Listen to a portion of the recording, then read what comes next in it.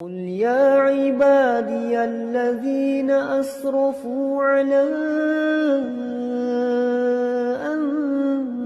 أنفسهم لا تقنطوا من رحمة الله أعمالكم ويغفر لكم ذنوبكم ومن يطع الله ورسوله فقد فاز فوزا عظيما. أما بعد فإن أصدق الحديث كتاب الله وخير الهدي هدي محمد صلى الله عليه وسلم وشر الأمور محدثاتها فإن كل محدثة بدعة وكل بدعة ضلالة. إخوة الإسلام, saudaraku muslimin, para tetamu Allah rahimani wa rahimakumullah. Alhamdulillah, tidak henti-hentinya lisan dan lidah kita ini memuji dan memuja Rabbul Izzati wal Jalalah. Nikmat yang begitu banyak yang Allah Subhanahu wa taala hadiahkan kepada kita, sehingga di antara kewajiban yang harus kita lakukan adalah bagaimana kita berusaha menjadi hamba yang bersyukur kepada Allah Subhanahu wa taala. Karena dengan kita bersyukur kepada Allah Subhanahu wa taala terdapat di dalamnya dua hal. Yang pertama, dengan kita bersyukur kepada Allah, maka kita akan menjaga nikmat yang ada pada diri kita, sehingga disebut dengan Al-Hafiz. Kemudian dengan kita bersyukur kepada Allah, seolah-olah kita meminta nikmat tambahan dari Allah Subhanahu wa taala, maka disebut dengan Al-Jalib. Dengannya orang yang bersyukur kepada Allah, maka ada dua kalimat yang ada di dalamnya. Yang pertama Al-Hafiz, orang yang bersyukur berarti mereka telah menjaga nikmat yang Allah berikan kepadanya. Dan orang yang bersyukur berarti dia meminta kelebihan nikmat dari Allah Subhanahu wa taala. Sehingga di antara salah satu doa yang diajarkan oleh baginda Nabi yang mulia Muhammad bin Abdullah kepada kita bersama, Allahumma inni a'udzubika min zawali ni'matik wa tahawuli afiyatik wa fujaati niqmatik wa jami'i sakhatik. Ya Allah, sesungguhnya aku berlindung kepadamu agar nikmat yang ada pada diriku tidak hilang dan tidak sirna, agar kesehatan yang Engkau titipkan tidak hilang atau tidak menjauh dariku, dan juga aku berlindung kepadamu dari setiap kemurkaan atau dari setiap amalan yang bisa menyebabkan dan mendatangkan kemurkaan darimu. Dan itu merupakan di antara doa yang diajarkan oleh Nabi SAW kepada kita bersama, agar kita betul-betul menjadi hamba yang bersyukur kepada Allah Subhanahu wa taala. Dan agar kita tahu ternyata bersyukur kepada Allah itu tidak semudah yang dibayangkan.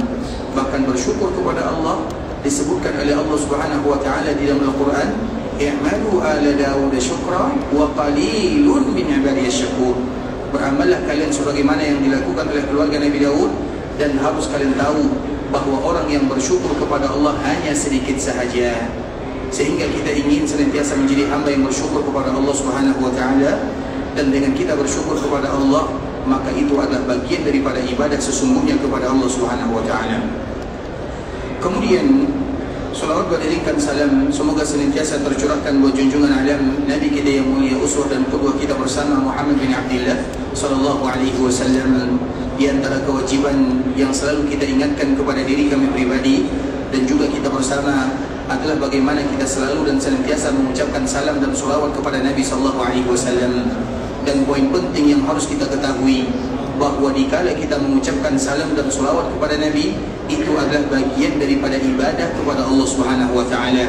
Sehingga dikala kita mengucapkan atau melakukan ibadah ini, jangan ada di antara tujuan kita pertama adalah untuk mendapatkan ini, mendapatkan itu. Tidak.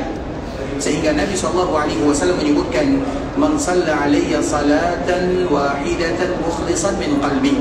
Barang siapa di antara umatku yang melakukan atau mengucapkan salam dan salawat ikhlas dalam dari hatinya. Artinya tujuan pertama kali kita melakukan ibadah ini adalah untuk Allah Subhanahu wa taala. Kalau ada keutamaan-keutamaan yang ada di dalamnya, maka itu bonus namanya. Dan itu yang harus kita perhatikan baik-baik. Mengapa demikian ikhwatul Islam? Sama dengan orang yang bersedekah misalnya. Orang yang bersedekah itu banyak bonusnya dari Allah. Salah satunya Allah akan mengganti sedekahnya. Tapi tetap tujuan pertama kali jika kita bersedekah adalah untuk beribadah. Setiap kali kita bersedekah tujuannya ibadah. Kalau ada bonus dari Allah, Allah ganti, Allah berikan, Allah tampakkan di dunia hasilnya, itu bonus hadiah dari Allah Azza wa Jalla. Tapi kalau Allah tidak tampakkan, maka kita kembalikan kepada hukum asal, kita beribadah kepada Allah Subhanahu wa taala. Karena nanti apabila kita lebih fokus kepada bonus dan hadiahnya, kemudian kita tidak mendapatkannya, kita tidak lagi mau beribadah kepada Allah. Begitu juga dengan solawat. Bersolawat itu adalah ibadah kepada Allah Azza wa Jalla. Kemudian banyak keutamaan, bahkan Imam Ibn Qayyim menyebutkan satu salawat yang dipanjatkan dan yang diucapkan seorang umat kepada nabinya ada 40 keutamaan yang ada pada dirinya atau yang ada di dalam kalimat salawat tersebut, dan semuanya itu adalah bonus dari Allah Subhanahu wa taala. Sedangkan tujuan utama tetap mukhlisan min qalbi, yaitu dia betul-betul ikhlas kepada Allah Subhanahu wa taala untuk bersalawat kepada baginda Nabi yang mulia Muhammad bin Abdullah sallallahu alaihi wasallam.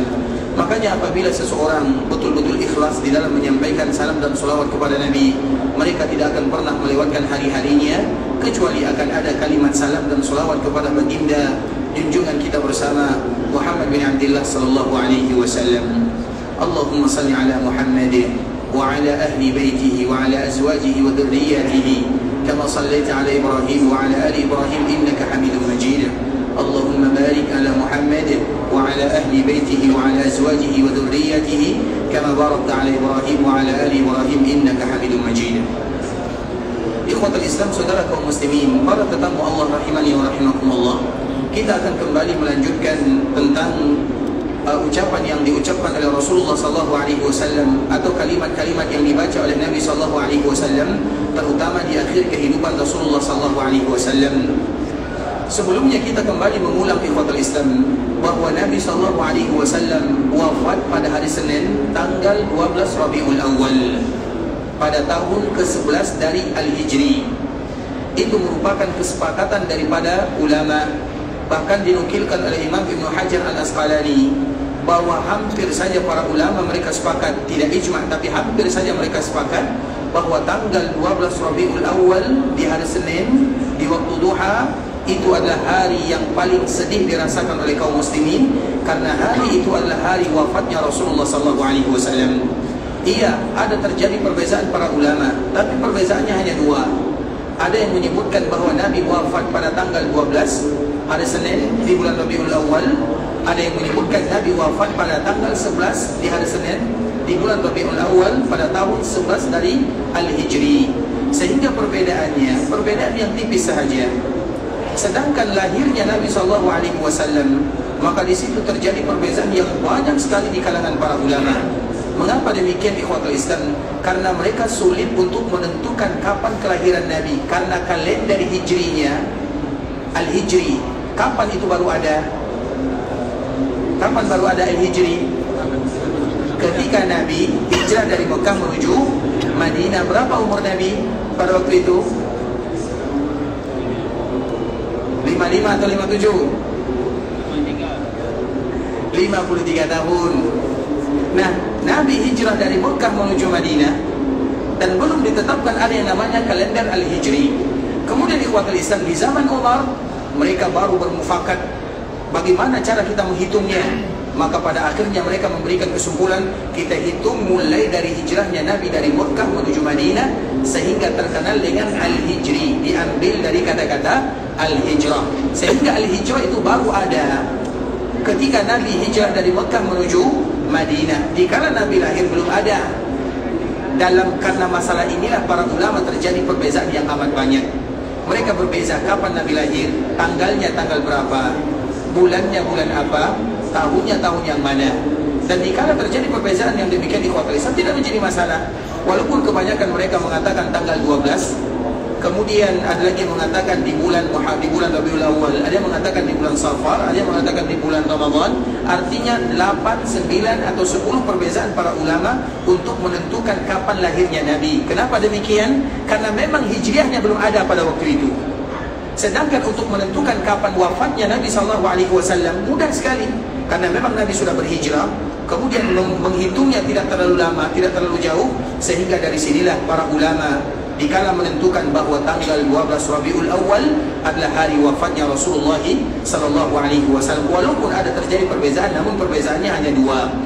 Karena hari Senin ini ikhwatul Islam adalah hari yang memiliki sejarah yang tidak bisa terpisahkan dari Nabi sallallahu alaihi wasallam. Hari Senin adalah hari di mana Nabi dilahirkan, karena Nabi sendiri yang menyebutkan bahawa hari Senin itu adalah hari dikala aku dilahirkan. Dan Nabi dikala dia dilahirkan, di antara salah satu yang dilakukan oleh Nabi adalah berpuasa.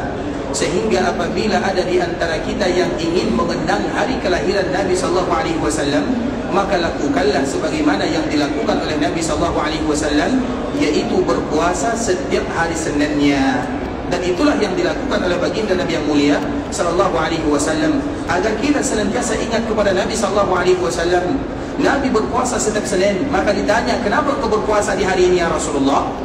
Ada alasan yang lain, karena hari Senin, hari Khamis, kenapa Nabi berpuasa? Karena hari itu adalah hari di mana amalan diperlihatkan kepada Allah Azza wa Jalla, dan Nabi ingin agar amalannya diperlihatkan kepada Allah dalam keadaan berpuasa. Hari Senin kenapa Nabi berpuasa? Karena Nabi ingin mengenang hari kelahirannya, sehingga apabila ada di antara kita yang ingin mengenang hari kelahiran Nabi, maka berpuasalah setiap hari Senin, setiap minggunya. Kemudian ikhwatul Islam, hari Senin itu adalah hari Nabi lahir. Hari Senin itu adalah hari Nabi diutus menjadi Nabi dan menjadi Rasul, dikala Nabi berada di Gua Hira. Sebuah sejarah yang sangat indah dialami oleh Nabi SAW. Gua Hira, yang apabila ada di antara kita yang pernah menaikinya, maka di depan Gua Hira itu langsung ada pemandangan Ka'bah Al-Musyarrafah.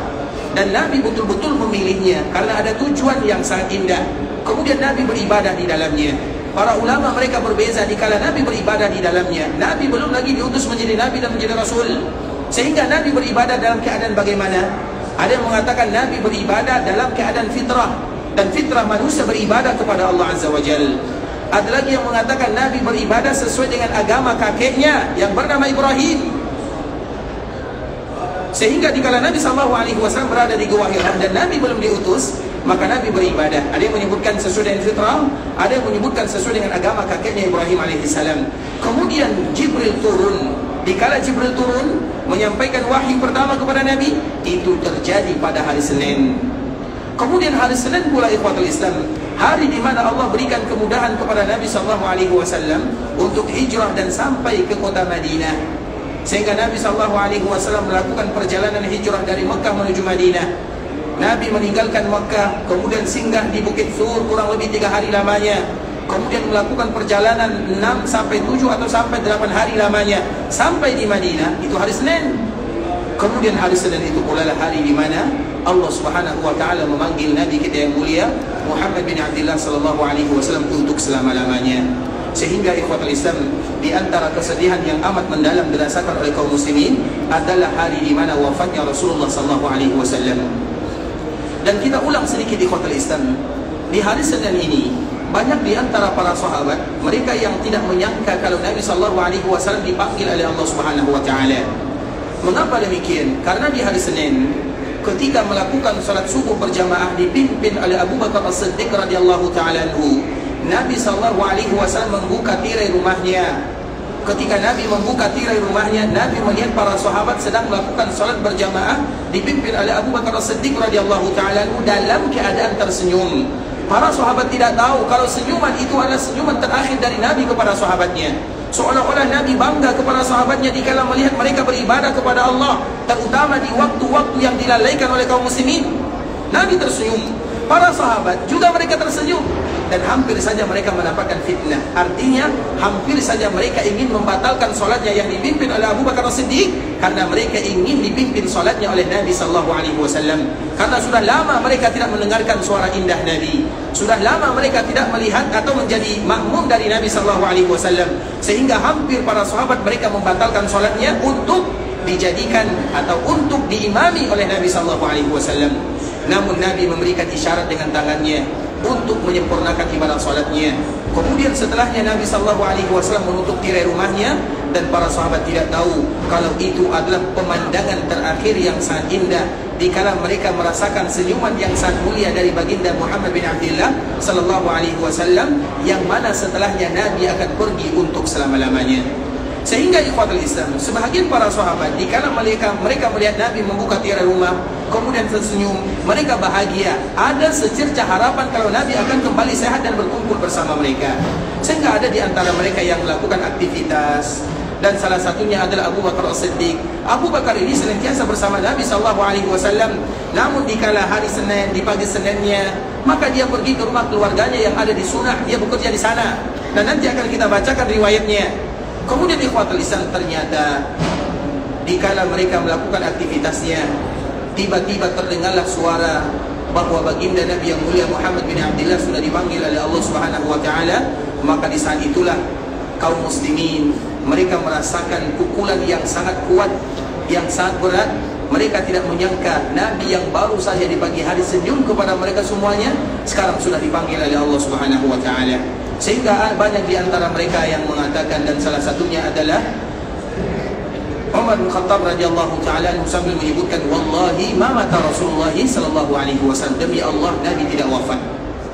Kemudian ikhwatul Islam, bagaimana wafatnya Rasulullah sallallahu alaihi wasallam? Kita akan kembali membacakan riwayat secara cepat saja ikhwatul Islam, yaitu hadis yang disebutkan oleh ibunda kita Aisyah radhiyallahu taala anha. Ibunda kita Aisyah menyebutkan, di antara nikmat yang Allah berikan kepada diriku adalah Allah muliakan aku dikala aku menjadi orang yang selalu bersama Nabi, terutama di detik-detik terakhir kepergian Nabi sallallahu alaihi wasallam. Sehingga Aisyah mengatakan bahwa Nabi wafat di rumahku, Nabi wafat di hariku, Nabi wafat dalam pangkuanku, dan Nabi wafat berkumpul antara air liurku dan air liur Nabi sallallahu alaihi wasallam. Kemudian apa kata ibunda kita Aisyah? Abdurrahman bin Abi Bakar, artinya saudara ibunda kita Aisyah, masuk ke rumah Nabi atau masuk ke rumah kakaknya, saudaranya Aisyah, saudarinya Aisyah. Kemudian Abdurrahman sedang memegang kayu siwak, dan aku sedang memeluk Nabi sallallahu alaihi wasallam, atau Nabi sedang bersandar di dalam pangkuanku. Kemudian Nabi sallallahu alaihi wasallam melihat kayu siwak yang tadi dipegang oleh Abdurrahman. Maka aku mengetahui bahwa Nabi ingin memakai siwak yang tadi dipakai oleh Abdurrahman. Abdurrahman itu adalah saudaranya Aisyah. Dia lagi berkunjung ke rumah Nabi sallallahu alaihi wasallam dan ingin melihat keadaan Nabi dan saudarinya Aisyah radhiyallahu taala anha. Dan dia sedang memakai kayu siwak. Dan Nabi melihat kayu siwak yang sedang dia pegang. Maka apa kata ibunda kita Aisyah? Akhudhuhu laka ya Rasulullah. Ya Rasulullah, apakah aku ambilkan kayu siwak yang tadi dipegang oleh Abdurrahman? Maka Nabi SAW memberikan isyarat dengan kepalanya, an-na'am, iya, ambilkan. Tapi dengan kepalanya diberikan isyarat. Kemudian ikhwatul Islam, kemudian aku minta siwak tersebut kepada saudaraku Abdurrahman. Ketika siwak diberikan kepadaku, maka aku berikan kepada Nabi. Namun Nabi tidak lagi kuat untuk melembutkan siwak tersebut, karena kayu siwak apabila kita pakai harus dilembutkan dulu bagian depannya, digigit-gigit terlebih dahulu, kemudian nanti baru kita bersihkan gigi dengannya. Kemudian ikhwatul Islam, apa kata Aisyah? Ulayyinuhu lak ya Rasulullah, apakah aku lembutkan kayu siwak ini untukmu? Maka Nabi kembali mengatakan, memberikan isyarat, fa asyara bi ra'sihi an-na'am. Maka Nabi mengatakan isyarat dengan kepalanya, iya, lembutkan. Maka di saat itulah ibunda kita Aisyah melembutkan kayu siwak yang tadi diambil dari Abdurrahman, kemudian dikala dilembutkan oleh ibunda kita Aisyah dengan giginya sehingga menempel liurnya di sana, maka diberikan kepada Rasulullah SAW, dan Rasul pun bersiwak dengan siwak yang paling indah. Itulah maknanya bahwa air liur Nabi dan air liur Aisyah tercampur dikala Nabi bersiwak di akhir kehidupannya. Kemudian ikhwatul Islam, ibunda kita Aisyah radhiyallahu taala anha mengatakan, aku tidak pernah melihat Nabi bersiwak dengan siwak yang paling indah kecuali di detik-detik terakhir kehidupan Nabi sallallahu alaihi wasallam. Kemudian setelahnya Nabi sallallahu alaihi wasallam selesai bersiwak, maka di saat itulah keluar ucapan kalimat-kalimat yang mulia dari lisan Nabi sallallahu alaihi wasallam.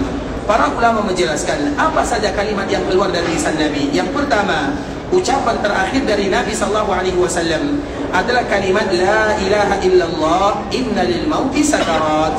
Tiada ilah yang berhak disembah kecuali Allah. Sesungguhnya setiap kematian itu ada yang namanya sakarat. Itu adalah ucapan terakhir Nabi sallallahu alaihi wasallam. Artinya Nabi mengucapkan kalimat tauhid, kalimat yang kita ingin hidup di atasnya, dan kalimat yang ingin kita wafat di atasnya, kalimat la ilaha illallah. Dan itulah yang diucapkan oleh Nabi. Kemudian Nabi mengatakan inna lil mauti sakarat. Sesungguhnya kematian itu ada yang namanya sakarat. Sakarat itu artinya hampir tidak sadarkan diri.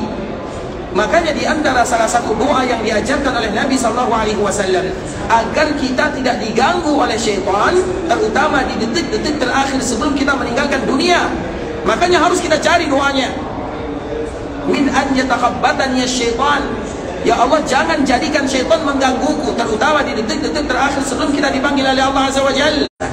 Atau jangan biarkan syaitan mengganggu kami. Karena apabila kalau syaitan mengganggu kita, dikala kita ingin mengucapkan kalimat la ilaha illallah, tidak jadi. Kita ingin mengucapkan kalimat ini, diganggu lagi, sehingga kita wafat dan kita tidak tahu apa yang kita ucapkan. Itu yang disebut dengan sakarat. Sakarat itu kita tidak sadar, kita tidak tahu apa yang kita ucapkan. Makanya sebuah kegembiraan yang luar biasa. Dan di antara bentuk husnul khatimah, ketika seorang hamba dihadiahkan oleh Allah Subhanahu wa taala, kalimat terakhir yang keluar dari lisannya adalah kalimat la ilaha illallah. Dan semoga Allah tutup usia kita dengan mengucapkan la ilaha illallah. Begitu juga, itulah yang disebutkan oleh Nabi SAW. La ilaha illallah, inna lil mauti sakarat. Nabi SAW ingin menyampaikan kepada kita bahawa setiap kematian ada yang namanya sakarat. Sakarat itu artinya lebih kepada sakran, hampir kita tidak sadarkan diri dibuatnya. Kemudian ikhwatul Islam, di antara pesan Nabi SAW, makanya Nabi berpesan kepada kita kaum muslimin, la yamutanna ahadukum illa wa huwa yuhsinu dhanna billah. Jangan ada di antara kalian yang wafat dipanggil oleh Allah Subhanahu wa taala kecuali dia harus berbaik sangka kepada Allah Subhanahu wa taala. Makanya di antara adab dikala kita menjenguk saudara kita yang sakit, yang pertama, tujuan kita adalah mendoakan dirinya. Yang kedua, kita memberikan kabar gembira kepadanya. Karena di dalam kehidupan, apabila kita melihat orang yang sakit, maka kita berikan kabar gembira kepadanya. Wahai fulan, kamu itu adalah orang yang baik. Wahai fulan, kamulah yang dulu bersedekah. Wahai fulan, kamu banyak jasanya. Sehingga sebelum dia wafat, dia berbaik sangka kepada Allah Subhanahu wa taala. Karena kalau dia tidak berbaik sangka kepada Allah, maka syaitan sudah siap-siap untuk menangkapnya. Sehingga nanti dia berburuk sangka kepada Allah. Dan kalau dia berburuk sangka kepada Allah, dia tidak mau meninggal. Dan dia tidak mau berjumpa dengan Allah. Kalau dia tidak mau berjumpa dengan Allah, Allah pun tidak akan mau berjumpa dengan dirinya. Maka itulah yang disebutkan oleh ibunda kita Aisyah radhiyallahu ta'ala anha, man ahabba liqa'a Allah ahabba Allahu liqa'ah. Nabi menyebutkan barang siapa yang bersuka berjumpa dengan Allah, maka Allah akan suka berjumpa dengannya. Ibunda kita Aisyah bertanya, ya Rasulullah, siapa di antara kita yang suka kematian? Kita mendengarkan kematian saja takut. Tidak ada di antara kita yang siap. Padahal itu adalah sesuatu yang akan kita hadapi semuanya, mau tidak mau. Semua kita akan mendapatkannya. Tapi apabila kita mendengarkannya kita takut, maka ibunda kita Aisyah bertanya, ya Rasulullah, siapa di antara kita yang tidak takut kepada kematian? Kemudian apa kata Nabi? Wahai Aisyah, bukan demikian maknanya. Maknanya, ketika seseorang sudah terbujur, terbaring di atas kasurnya, kemudian mereka tidak memiliki harapan lagi untuk panjang umurnya, karena biasanya orang-orang yang meninggal itu ada tanda-tandanya. Kemudian ikhwatul Islam, maka di saat itulah datang ibadah-ibadah yang pernah dia lakukan. Dan ibadah itu datang bisa jadi dari orang lain. Maka jadi kalau kita berkunjung melihatnya, sebutkan kemuliaannya, kamu orang yang baik, rajin salat begini-begini. Tapi jangan dalam waktu yang lama. Makanya berkunjung itu ikhwatul Islam tidak boleh berlama-lama, 5 menit, 10 menit maksimal selesai. Kemudian kita tinggalkan dia, karena dia sedang menghadapi sesuatu yang kita tidak tahu. Kemudian ikhwatul Islam, maka apa kata Nabi? Dikala seseorang akan meninggal, maka datang amal ibadahnya, datang salat dari kanannya. Kemudian dikala dia melihat salatnya, dia pun mulai tersenyum. Dia takut, semua kita takut. Tapi dikala kita menghadapinya, datang ibadah yang pernah kita lakukan. Kemudian datang puasa dari kirinya, dia pun mulai tersenyum. Datang baktinya kepada orang tuanya, dia menyambung tali silaturahimnya, dia berbuat baik kepada tetangganya dari arah bawah. Jadi semua kebaikan yang pernah dia lakukan mendatangi dirinya dan dia melihatnya. Makanya tadi kita sebutkan, kalau ada orang yang meninggal, kita tidak boleh berlama-lama di sana. Karena kita tidak tahu, bisa jadi dikala datang amal ibadahnya, kemudian dia bahagia, bangga, dan dia pun mengucapkan la ilaha illallah, langsung malaikat mencabut nyawanya. Dan tidak boleh kita ganggu di sana. Karena bisa jadi dikala kita ganggu, kemudian kita mengatakan kalimat ini, kalimat itu, terhalang dia mengucapkan kalimat tauhid. Kecuali kalau seandainya kita bisa mentalkinkan dirinya. Makanya itulah kata Nabi SAW, laqinu mautakum, talkinkan orang yang akan meninggal. Mautakum itu artinya orang yang akan meninggal. Laqinu mautakum la ilaha illallah, talkinkan orang yang akan meninggal. Artinya ada orang yang kita lihat mungkin dia akan dipanggil oleh Allah Azza wa Jalla, maka talkinkan la ilaha illallah. Kalau dia sudah mengucapkan kalimat ini, keluar, agar nanti itu adalah bahasa yang terakhir keluar dari lisannya. Kalau itu bahasa yang terakhir keluar dari lisannya, pasti masuk surga, pasti sesuai dengan janji Nabi sallallahu alaihi wasallam. Man kana akhiru kalamihi la ilaha illallah dakhala al-jannah. Makanya Nabi mengatakan dakhala. Dakhala itu fi'il madhi, artinya pasti dia masuk surga. Kapan? Belum tentu, tapi pasti. Sehingga ikhwatul Islam, kita kembalikan kepada hadis ibunda kita Aisyah radhiyallahu taala anha. Dikala kebaikan-kebaikan tersebut datang dari arah kanan, dari kiri, dari bawah, maka dia pun mulai tersenyum, bahagia, bangga. Dikala dia bangga dengan amalan-amalan yang akan dia bawa berjumpa kepada Allah Azza wa Jalla, maka di saat itulah ada rasa cinta, ada rasa ingin bertemu dengan Allah. Dikala dia ingin bertemu dengan Allah, di saat itulah Allah mengutus malaikat mautnya, kemudian mengatakan, wahai hambaku, cabut nyawanya. Dan dia dicabut nyawanya dalam keadaan dia suka bertemu dengan Allah Subhanahu wa taala. Dan itulah makna hadis, man ahabba liqa'a Allah ahabba Allahu liqa'a. Barang siapa yang ingin berjumpa dengan Allah, maka Allah akan senang menyambut dirinya, sehingga nanti mereka akan diberikan keutamaan-keutamaan yang luar biasa. Makanya di dalam hadis ikhwatul Islam, hadis yang dibawakan oleh sahabat Barra bin Azib radhiyallahu taala anhu, hadis yang amat mulia, kita ingin termasuk bagian yang pertama dari hadis ini. Nabi sallallahu alaihi wasallam menyebutkan ikhwatul Islam, fa ammal mu'min, adapun orang yang mukmin, kita harus tahu kalimat mukmin itu adalah mereka yang selalu beribadah kepada Allah Azza wa Jalla. Kalimat mukmin, iman adalah kalimat yang dibarengi dengan ibadah kepada Allah Azza wa Jalla. Adapun seorang mukmin, dikala dia meninggal, maka arwahnya atau yang kita katakan ruhnya berkumpul di dadanya. Kemudian datang malaikat mencabut nyawanya dari arah kepalanya. Kemudian dikala dicabut, mudah sekali dicabut. Ibarat air yang dituangkan dari cerek, dari teko, dituangkan ke gelas, mudah sekali. Begitulah ruh tersebut keluar. Kenapa? Karena ruhnya sudah berkumpul, sudah bersiap-siap. Sehingga orang yang meninggal biasanya kakinya dingin, tangannya dingin. Kenapa demikian ikhwatul Islam? Karena tidak ada lagi ruh di dalamnya. Ruhnya sudah berkumpul di dadanya, hampir saja dicabut oleh malaikat Allah Azza wa Jalla.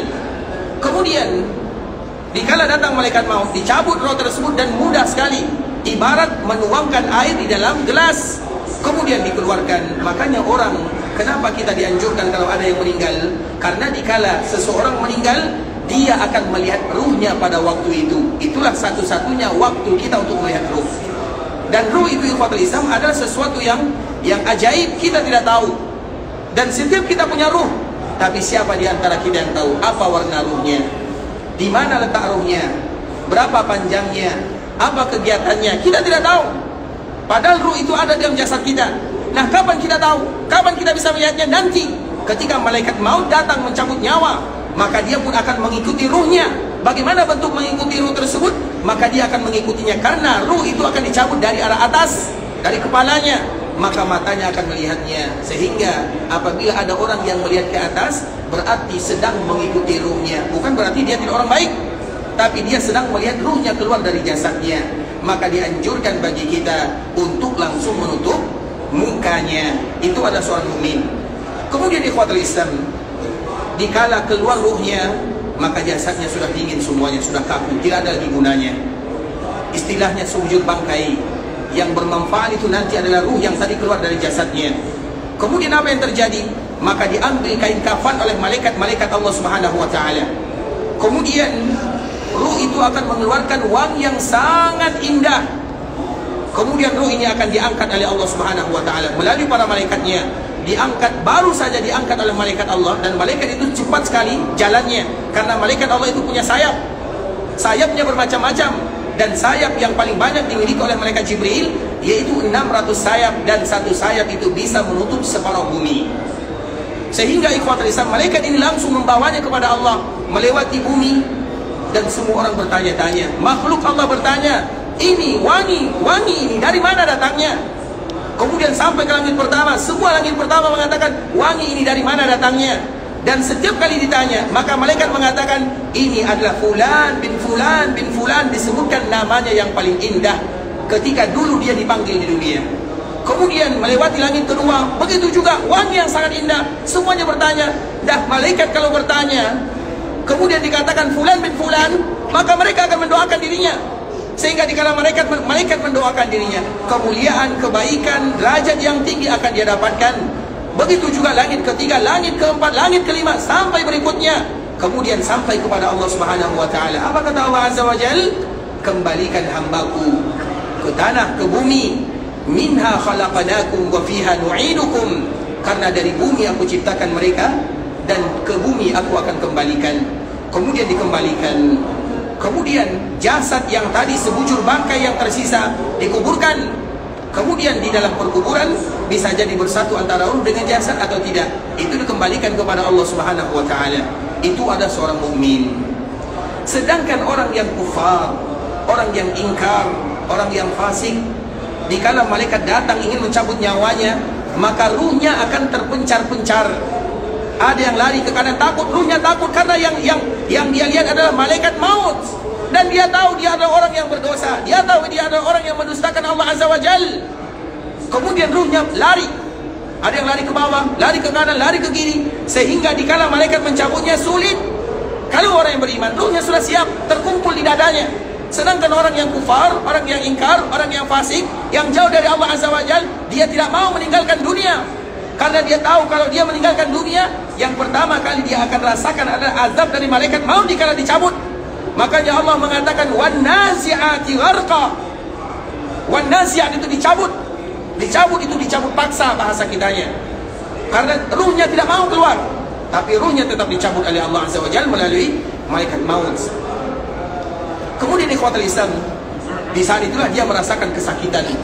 Dia mengeluarkan kata-kata yang tidak bagus karena dia sakit. Kata-kata yang keluar itu adalah kata-kata yang terbiasa dia ucapkan dalam kehidupan dunia. Apa kata-kata yang biasa dia ucapkan dalam kehidupan dunia? Terutama kata-kata yang kotor. Makanya kenapa kita tidak boleh mengatakan kalimat-kalimat yang tidak bagus, kalimat yang kotor, karena nanti dikhawatirkan kalimat itu yang akan keluar dari lisan kita ketika malaikat mencabut nyawa. Sehingga Nabi mengatakan laisal mu'min bit-ta'an walal la'an. Mukmin itu bukan orang yang suka men-ta'an. Ta'an itu melaknat kawannya, kamu jahat, kamu seperti ini. Tidak, itu bukan seorang mukmin. Walal la'an, bukan seorang yang suka melaknat. Tidak, itu bukan seorang mukmin. Seorang mukmin adalah mereka yang mengatakan perkataan-perkataan yang baik. Karena perkataan yang baik ini pula lah yang bisa menenangkan dan memudahkan urusan mereka dikala dicabut nyawanya. Tapi seorang yang tidak beriman, seorang yang ingkar kepada Allah, dia terbiasa mengucapkan kalimat-kalimat yang tidak diridai oleh Allah Azza wa Jalla, kalimat-kalimat yang dimurkai oleh Allah, sehingga dia mengucapkan kata-kata yang tidak bagus. Keluar sesuatu yang tidak, kita pun sulit untuk mendengarkannya. Teriakan, kalimat-kalimat yang biasa dia ucapkan, dan malaikat tetap mencabut nyawanya. Wan nazi'at, dicabut dipaksa. Kemudian setelah dicabut ikhwatul Islam, maka diletakkan di kain kafan, dan baunya begitu busuk. Bau yang paling busuk, antan itu artinya yang paling busuk.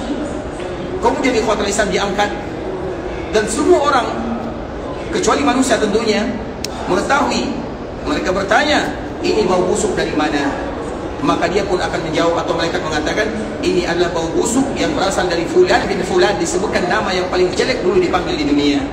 Kemudian diangkat, tidak diterima ikhwatul Islam, bau busuk semuanya. Kemudian pada akhirnya diletakkan dan diantarkan ke bumi karena dikembalikan ke jasadnya, dan itu adalah awal penderitaan bagi dirinya. Itulah hadis yang sangat indah ikhwatul Islam, terutama hadis yang dibawakan oleh sahabat Bara bin Azib. Nanti bisa kita baca, karena kita harus ingat bahawa semua kita akan menghadapi hal yang demikian. Dan tidak ada cita-cita seorang muslim, tidak ada cita-cita seorang mukmin kecuali ingin diwafatkan oleh Allah Subhanahu wa taala dalam keadaan terindah, dengan mengucapkan kalimat-kalimat yang mulia untuk mendapatkan keridhaan dari Allah Subhanahu wa taala. Maka di antara salah satu kalimat yang paling mulia adalah kalimat la ilaha illallah, dan itulah kalimat yang selalu diucapkan oleh baginda Muhammad bin Abdullah sallallahu alaihi wasallam. Kemudian ikhwatul Islam, apalagi yang diucapkan oleh Rasulullah sallallahu alaihi wasallam dikala Nabi sallallahu alaihi wasallam dipanggil oleh Allah Azza wa Jalla.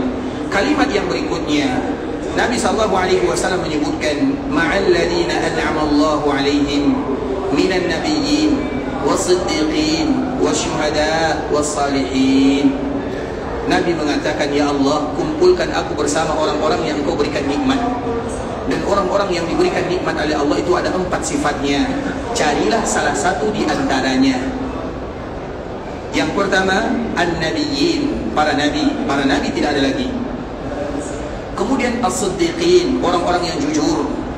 Para ulama mereka berbeza di dalam menafsirkan as-siddiqin. Namun kebanyakan mereka mengatakan as-siddiqin itu adalah para ulama. Kemudian asy-syuhada, ada orang-orang yang syahid. Kemudian yang keempat adalah as-salihin, yaitu orang-orang yang saleh. Nah, salah satu di antara sifat ini ikhwatul Islam, kalau ada pada diri kita alhamdulillah. Kalau tidak ada, carilah orang-orang yang ada sifatnya seperti ini.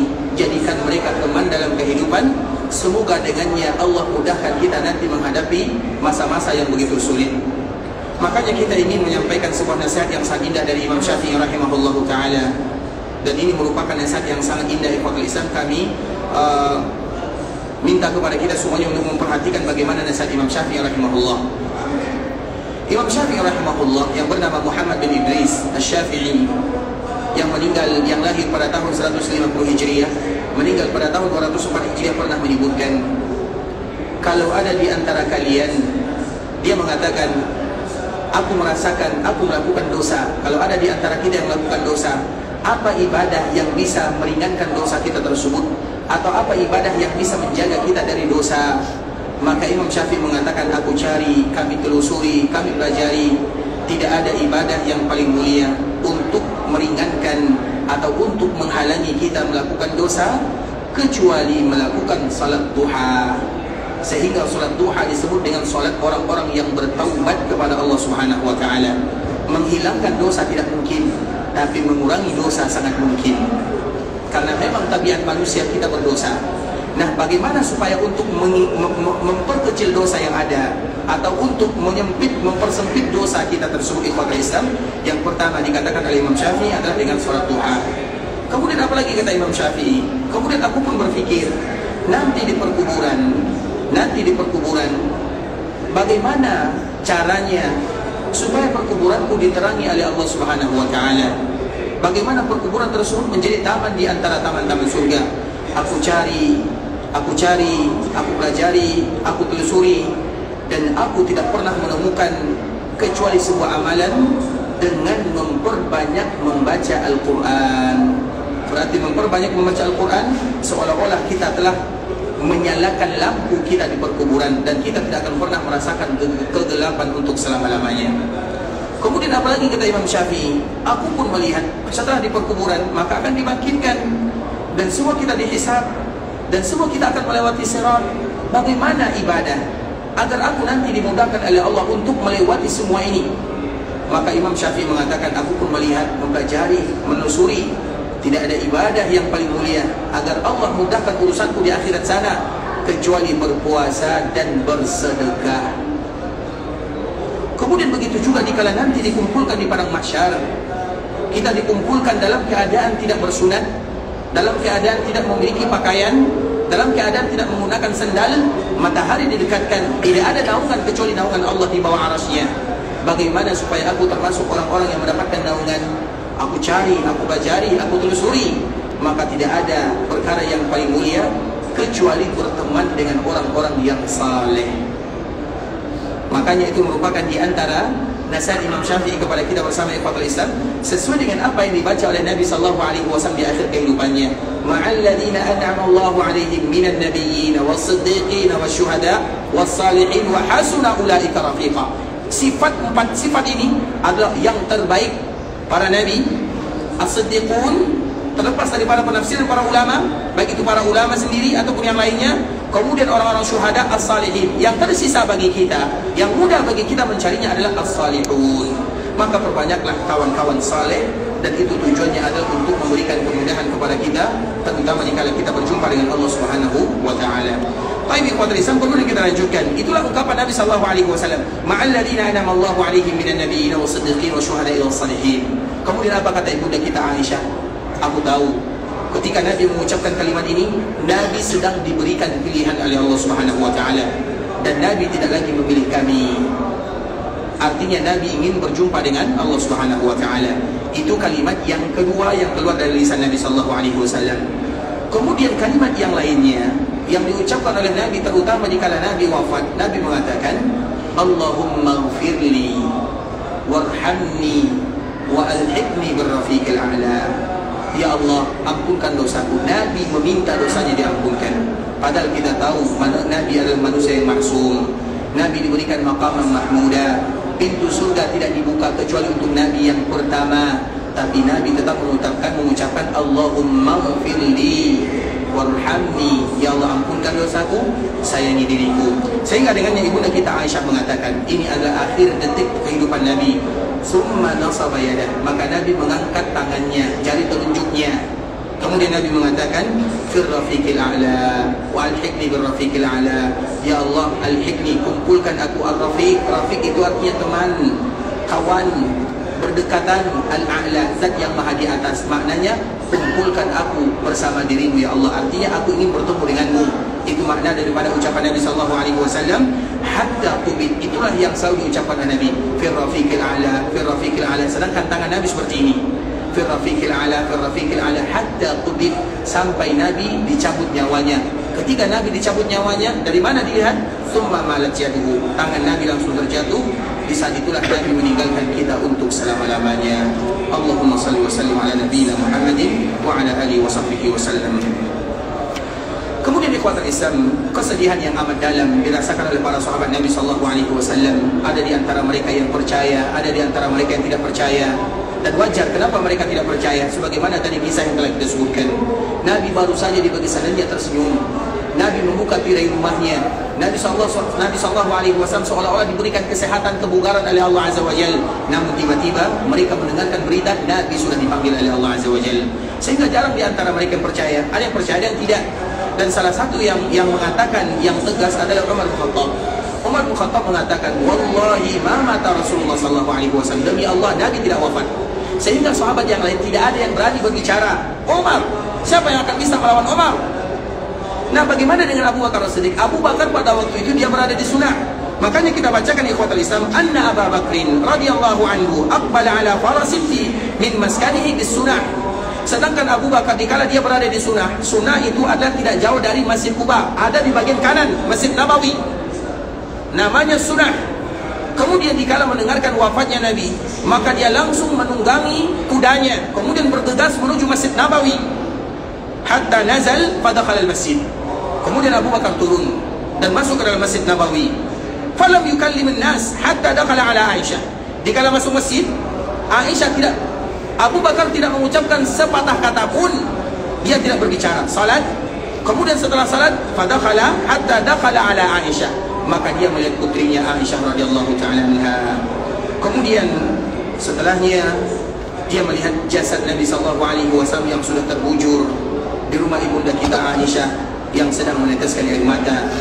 Dan jasad Nabi sudah terbungkus dengan pakaian yang berasal dari daerah Yaman, disebut dengan hibarah, pakaian yang berasal dari daerah Yaman. Kemudian apa yang dilakukan oleh Abu Bakar As-Siddiq? Maka Abu Bakar mendekati Nabi SAW. Fakashafa an wajhihi. Kemudian Abu Bakar membuka muka Nabi SAW, karena muka Nabi ditutup dengan pakaian habarah. Kemudian dikala muka Nabi dibuka oleh sahabat Abu Bakar As-Siddiq, thumma akabba alaihi, maka pun tersungkurlah di sana Abu Bakar As-Siddiq radhiyallahu taala anhu, menangis. Dan bagaimana pula mereka tidak menangis? Nabi SAW yang dipanggil oleh Allah Subhanahu wa taala, kekasih kita bersama, Khalilur Rahman, Habibur Rahman, orang yang paling kita cintai melebihi dari segala-galanya, sekarang sudah terbujur kaku di rumah ibunda kita Aisyah. Thumma akabba alaihi, maka Abu Bakar duduk, kemudian faqabbala wa baka, maka Abu Bakar pun mencium di antara kedua kening Nabi SAW, wa baka, maka di saat itulah menetes air mata Abu Bakar As-Siddiq radhiyallahu taala anhu. Kemudian Abu Bakar mengatakan kalimat-kalimat yang sangat indah, dan di antara salah satu kalimat yang diucapkan oleh Abu Bakar As-Siddiq, "Qibta hayyan wa mayyitan ya Rasulullah." Ya Rasulullah, engkau itu indah, mulia, wangi, sempurna, baik dikala engkau hidup ataupun dikala engkau meninggal. Kenapa Abu Bakar melakukan yang demikian? Untuk memastikan Nabi bahwa Nabi betul-betul sudah dipanggil oleh Allah Azza wa Jalla. Sehingga Nabi SAW sudah ditutup mukanya, sudah berbaring terbujur kaku di rumah ibunda kita Aisyah. Kemudian setelah memastikan kalimat yang demikian, baru Abu Bakar keluar. Karena orang-orang, para sahabat, tidak ada di antara mereka yang berani membantah sahabat Umar bin Khattab. Dan Umar selalu berbicara, selalu mengucapkan kata-kata wallahi ma mata Rasulullah, wallahi ma mata Rasul, demi Allah. Dia selalu mengucapkan kalimat demi Allah, demi Allah. Nabi tidak wafat, Nabi tidak wafat. Sehingga sahabat yang lain tidak ada yang berani berbicara. Kalau mereka berani berbicara, maka nanti dibantah oleh Umar bin Khattab. Dan siapa di antara mereka yang berani melawan Umar? Umar. Tidak ada yang bisa melawan Umar, atau tidak ada yang bisa memberikan masukan kepada Umar kecuali Abu Bakar As-Siddiq. Maka setelah Abu Bakar melihat Nabi, mencium Nabi, menangis. Kemudian tidak ada gunanya menangis dalam waktu yang lama, karena bagaimanapun Nabi adalah manusia biasa. Dan sebagaimana para nabi sebelumnya mereka meninggal, dipanggil oleh Allah Azza wa Jal, maka begitu juga dengan Rasulullah sallallahu alaihi wasallam. Sehingga Allah mengatakan, "Wa ma ja'alna li basharin min qablikal khuld." Tidak akan ada yang namanya manusia kekal tinggal dalam kehidupan dunia. Afa in mitta fahum khalidun, afahum khalidun. Kalau engkau wafat, apa kata Allah? Afa in mitta, kalau engkau wafat, apakah mereka akan kekal? Artinya kalau ada yang berhak kekal tinggal dalam kehidupan dunia, maka Nabi yang paling berhak untuk kekal tinggal dalam kehidupan dunia. Tapi kalau Nabi saja dipanggil oleh Allah Azza wa Jal, maka yang lain juga akan dipanggil oleh Allah Subhanahu wa Ta'ala. Itu adalah ungkapan yang sangat indah disebutkan oleh Allah Azza wa Jal. Afa in mitta, kalau kamu wafat, apakah mereka akan kekal? Tidak ada yang namanya orang abadi tinggal dalam kehidupan dunia. Siapapun dia, termasuk para nabi dan para rasul semuanya, mereka akan dipanggil oleh Allah Subhanahu wa Ta'ala. Orang baik, orang saleh, para nabi semuanya. Karena kalau ada yang kekal, maka nabi yang paling pantas kekal tinggal dalam kehidupan dunia. Kemudian ikhwatul Islam, ketika melihat keadaan yang mencengkamkan, Abu Bakar As-Siddiq adalah pondasi. Karena kalau seandainya Abu Bakar As-Siddiq dia larut dalam kesedihan, siapa lagi yang akan membuat para sahabat tegar dengannya? Sehingga Abu Bakar ikhwatul Islam betul-betul orang yang dipilih oleh Allah Azza wa Jal untuk mendampingi Nabi sallallahu alaihi wasallam. Kalimat yang keluar dari lisan Abu Bakar As-Siddiq adalah kalimat yang kembali membuat segar ingatan para sahabat Nabi yang sebelumnya mereka tidak tahu apa yang harus mereka lakukan. Kemudian apa yang terjadi ikhwatul Islam? Abu Bakar As-Siddiq mengatakan, "Anna Abu Bakrin kharaj." Kemudian setelah Abu Bakar berada melihat Nabi, memastikan wafatnya Rasulullah sallallahu alaihi wasallam, maka dia pun keluar menemui manusia, para sahabat Nabi radhiyallahu ta'ala anhum. Wa Umar bin Khattab yukallimun nas, sedangkan Umar masih berbicara, tidak mau diam. Nabi tidak wafat, Nabi tidak wafat, Nabi tidak wafat. Itu yang selalu diucapkan oleh Umar bin Khattab. Faqal, maka apa kata Abu Bakar kepada Umar? Ijlis. Di dalam riwayat yang lain disebutkan ijlis ayyuhal halif, wahai orang yang bersumpah dengan menggunakan nama Allah, duduk, diam, jangan banyak berbicara. Fa'aba Umar an yajlis. Umar tidak mau duduk, karena biasanya orang yang sedang terjadi sesuatu kepadanya, kenapa Abu Bakar memerintahkan duduk? Supaya tenang hatinya. Makanya kalau kita dalam keadaan yang tidak tenang, baik itu marah ataupun yang semisalnya, atau emosional, dikala kita berdiri dianjurkan duduk, sehingga nanti berubah pemikirannya. Bisa jadi agak lebih lembut dibandingkan dengan yang sebelumnya. Sehingga Abu Bakar mengatakan, ijlis, duduk kamu wahai Umar. Fa'abah yajlis. Umar tidak mau duduk. Kemudian fa'aqbalan nasu ilaihi wa taraku Umar. Maka dikala melihat Abu Bakar keluar dari rumah Nabi, maka semua para sahabat mereka berkumpul di depan Abu Bakar As-Siddiq dan mereka meninggalkan Umar bin Khattab. Berarti sebelumnya para sahabat mereka berkumpul kepada Umar dan mereka mendengarkan pembicaraan Umar, dan Umar mengatakan Nabi tidak wafat, Nabi tidak wafat. Kemudian setelahnya ikhwatul Islam, maka Abu Bakar radhiyallahu ta'ala anhu pun mengatakan, faqala Abu Bakar, sebuah kalimat yang sangat indah. Apa kata Abu Bakar As-Siddiq? Amma ba'd.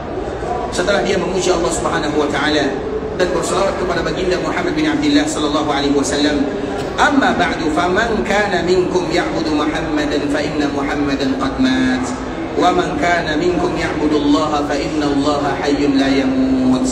Dua kalimat selesai, tapi dua kalimat ini adalah pondasi membuat keimanan para sahabat kembali tegar dan mereka kembali menerima fakta dan realita bahwa bagaimanapun Nabi adalah manusia biasa yang akan kembali kepada Sang Pencipta.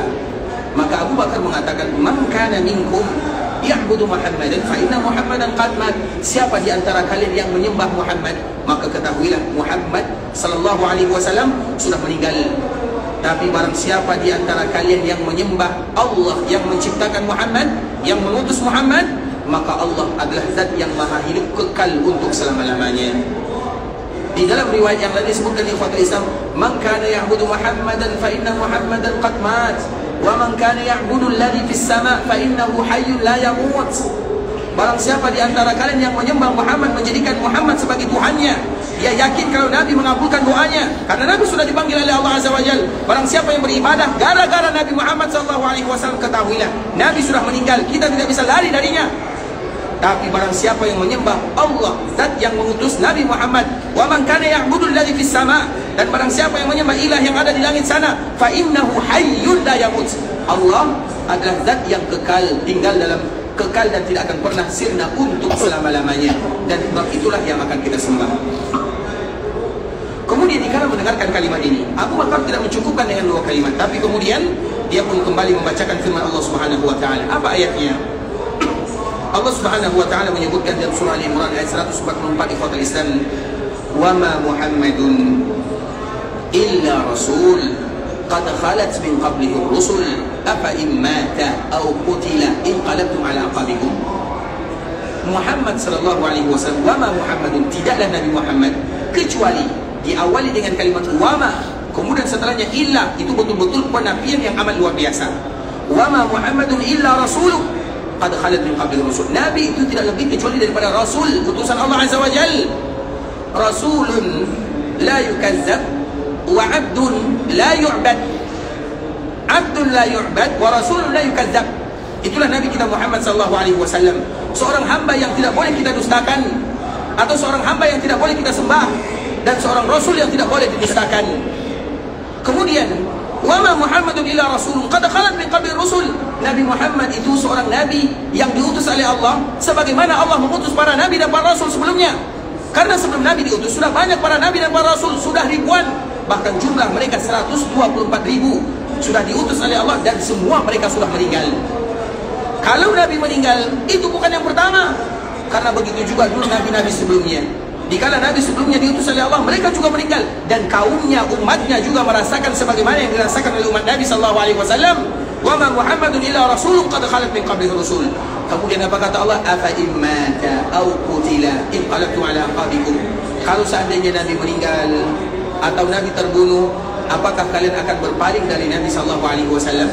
Apakah kalian hanya beribadah kepada Allah dikala Nabi hidup, kemudian setelah Nabi wafat kalian tidak lagi beribadah kepada Allah Azza wa Jalla? Tentunya tidak demikian. Sehingga Allah mengatakan apa immata au qutila, kalau seandainya Nabi wafat atau terbunuh. Sehingga para ulama menyebutkan di Fathul Islam, Nabi itu wafat apakah sebagai wafatnya manusia biasa, atau Nabi wafat sebagai orang yang syahid di jalan Allah Subhanahu wa taala. Karena memang Allah menyebutkan 2 pilihan dalam ayat ini. Apa immata, kalau seandainya Nabi wafat, au qutila, atau terbunuh. Terbunuh itu maknanya syahid di jalan Allah Azza wa Jalla. Terlepas daripada 2 perbezaan ini yang Fathul Islam, inqalabtum ala aqabikum, apakah kalian akan berpaling dari Nabi sallallahu alaihi wasallam? Kemudian Allah mengatakan wa may yanqalib ala aqibai falan yadurullaha syai'a. Barang siapa yang tidak lagi kembali kepada agama Nabi, mereka hanya bersama Nabi di kala Nabi hidup, setelah Nabi wafat mereka meninggalkan Nabi, meninggalkan agama Nabi, dan itu banyak terjadi. Sehingga tugas yang paling berat dirasakan oleh Abu Bakar As-Siddiq adalah memerangi orang-orang yang keluar dari agama. Maka Allah mengatakan falan yadurullaha syai'a. Tidak ada mudaratnya bagi Allah Subhanahu wa taala. Nabi telah wafat, tapi agama Nabi tidak akan pernah hilang di dunia untuk selama-lamanya, dan Allah Subhanahu wa taala yang menjaganya. Itulah yang dibaca oleh Abu Bakar As-Siddiq radhiyallahu taala anhu. Kemudian di Fathul Islam, apa yang terjadi setelah Abu Bakar membaca ayat ini? Wallahi laka anna an-nas lam ya'lamu anna Allah anzala hadhihi al-ayah hatta talaha Abu Bakar As-Siddiq.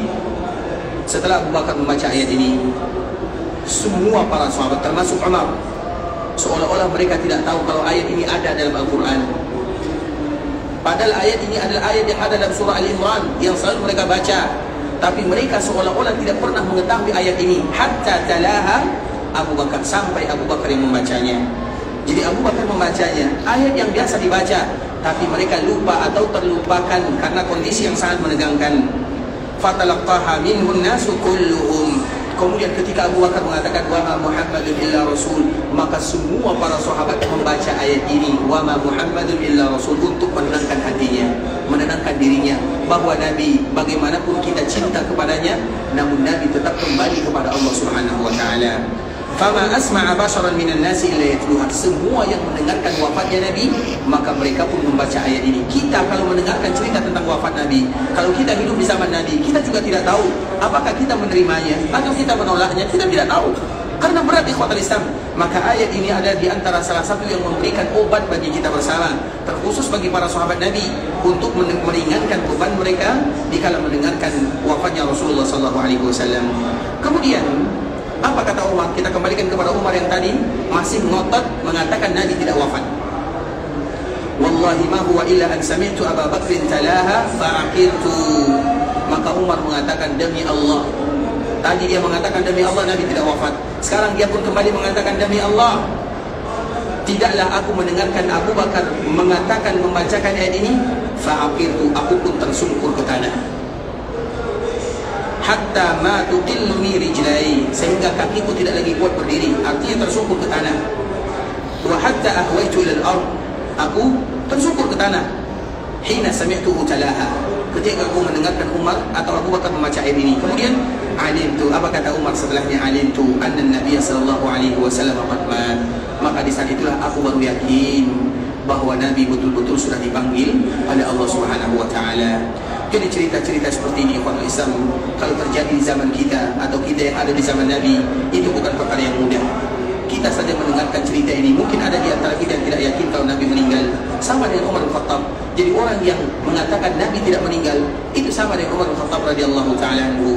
Maka di antara salah satu kewajibannya, bacalah ayat yang tadi dibacakan oleh sahabat Abu Bakar As-Siddiq agar kita yakin bahwa Nabi betul-betul dipanggil oleh Allah Subhanahu wa taala secara kehidupan dunia. Nabi sudah meninggal untuk selama-lamanya. Sedangkan secara kehidupan yang berikutnya, maka nanti kita akan kembali membahasnya. Karena tentunya setelah Nabi wafat, banyak hal-hal yang akan dilakukan oleh para sahabat Nabi dan mereka tidak tahu. Dan Nabi berbeza dari manusia biasa. Bagaimana tata cara Nabi dimandikan, bagaimana Nabi dikafankan, bagaimana Nabi disalatkan, itu tidak sama dengan yang dilakukan kepada manusia biasa. Dan semoga Allah mudahkan bagi kita untuk kembali melanjutkan pembahasan tentang Nabi sallallahu alaihi wasallam pada keesokan harinya.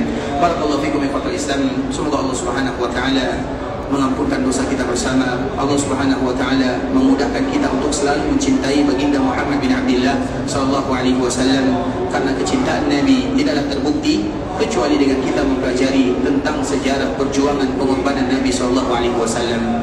Kalau kita betul-betul mencintai Nabi, maka pelajarilah Nabi. Kembalilah untuk mengetahui tentang sejarah Nabi, peristiwa pengorbanan dan perjuangan yang dilakukan oleh Nabi sallallahu alaihi wasallam, agar kita terhitung orang yang betul-betul mencintai Rasulullah sallallahu alaihi wasallam.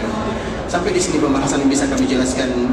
Yang benar dari Allah Subhanahu wa taala, yang salah dari diri kami pribadi, karena kurangnya ilmu kami, karena kebodohan, karena kejahilan dan karena ketidaktahuan. Kami mohon dimaafkan kalau ada kata-kata yang salah, kalimat-kalimat yang kurang tepat, bahasa-bahasa yang kurang bagus, penyampaian yang kurang berkenan, kami mohon dimaafkan. Dan kita tidak henti-hentinya mengingatkan kepada kaum muslimin, terkhusus bagi kita yang sedang melaksanakan ibadah umrah yang mulia ini, di antara salah satu bonus yang Allah berikan kepada kita adalah doa, doa, doa dan doa.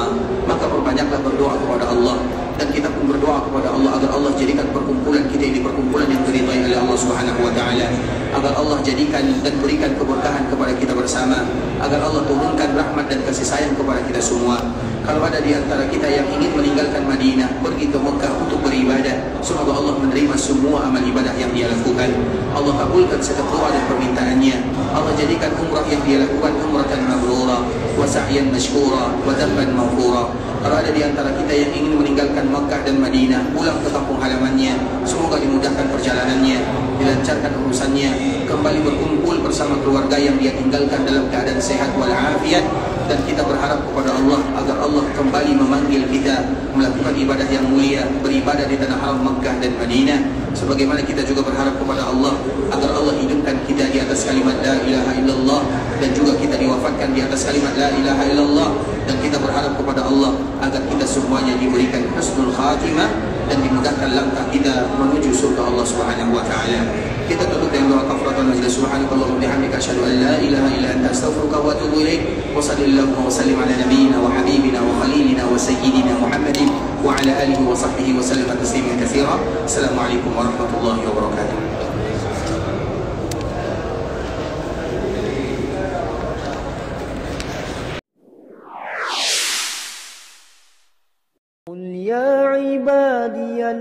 الذين أسرفوا على أنفسهم لا تقنطوا من رحمة الله